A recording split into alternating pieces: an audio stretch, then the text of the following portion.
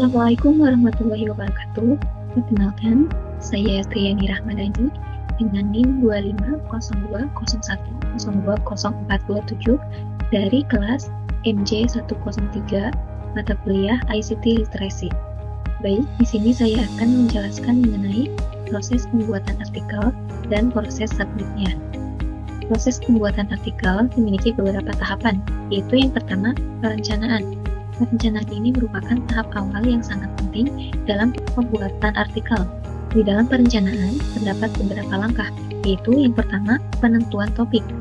Penentuan topik ini merupakan langkah awal dari perencanaan. Topik yang dipilih harus menarik, relevan, dan sesuai dengan target pembaca. Langkah kedua yaitu pengumpulan data.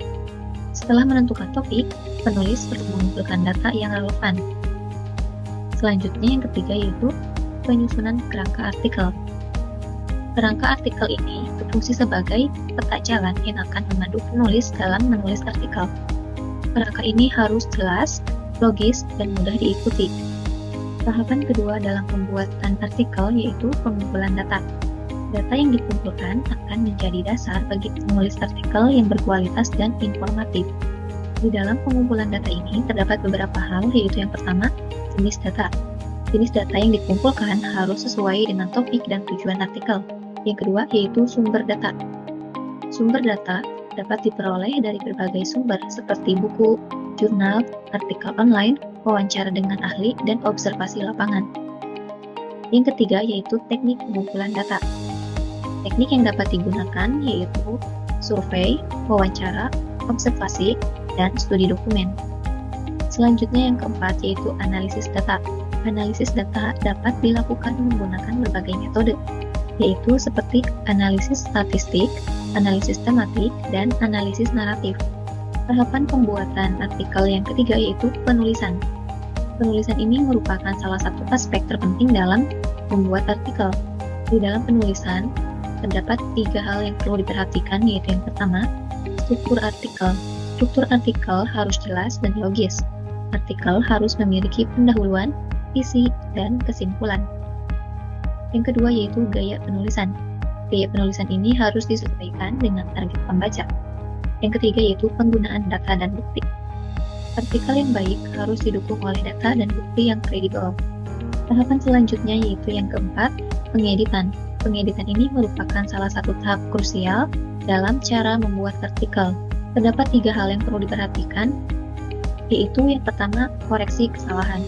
Dalam pengeditan harus fokus pada koreksi kesalahan tata bahasa, ejaan, dan struktur.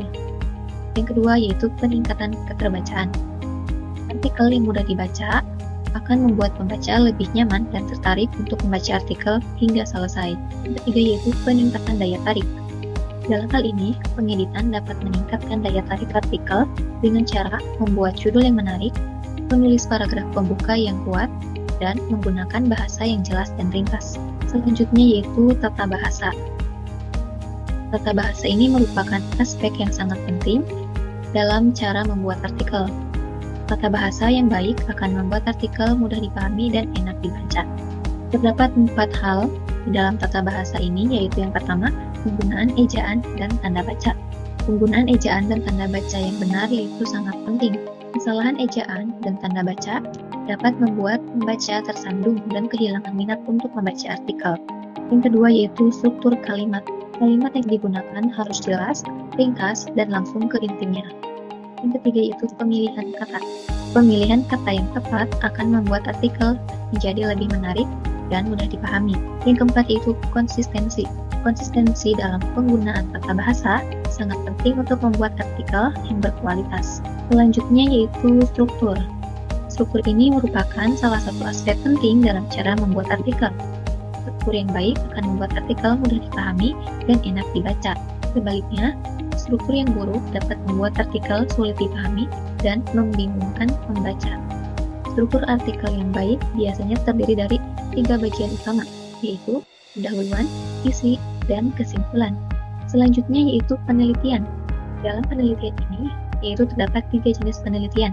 Yang pertama, penelitian kuantitatif. Penelitian kuantitatif ini menggunakan data numerik untuk menguji hipotesis atau menjawab pertanyaan penelitian. Yang kedua, yaitu penelitian kualitatif. Penelitian ini menggunakan data non-numerik untuk memahami fenomena atau pengalaman tertentu. Yang ketiga, yaitu penelitian campuran.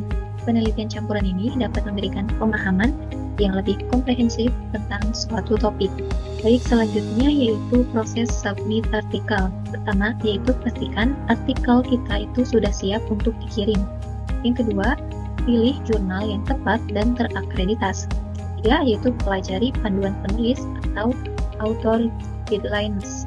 Yang keempat, yaitu membuat akun di sistem OJS atau Open Journal System. Yang kelima, yaitu menulis cover letter yang meyakinkan.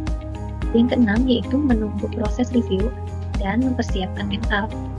Yang ketujuh, yaitu mempersiapkan response letter saat revisi. Yang kedelapan, yaitu membayar APC atau Article Processing Charge jika diperlukan. Yang kesembilan, yaitu setelah artikel diterima, diharapkan untuk memeriksa proof dan metadata.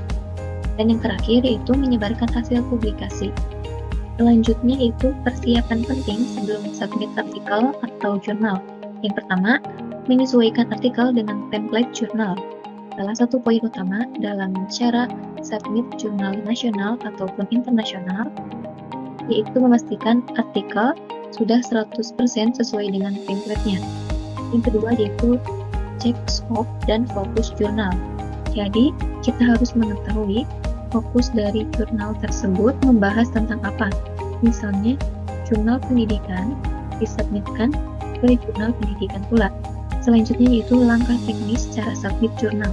Yang pertama, registrasi dan login sistem jurnal, yaitu dengan membuat akun penulis, dengan mengisi data secara lengkap dan profesional. Yang kedua yaitu upload manuskrip dan dokumen pendukung. Setelah berhasil login, penulis akan diminta untuk mengunggah manuskrip utama, cover letter, statement originally atau plagiarism, dan data pendukung.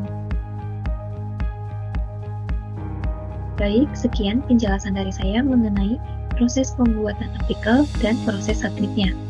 Mohon maaf apabila terdapat kekeliruan atau kekurangan dari penjelasan materinya.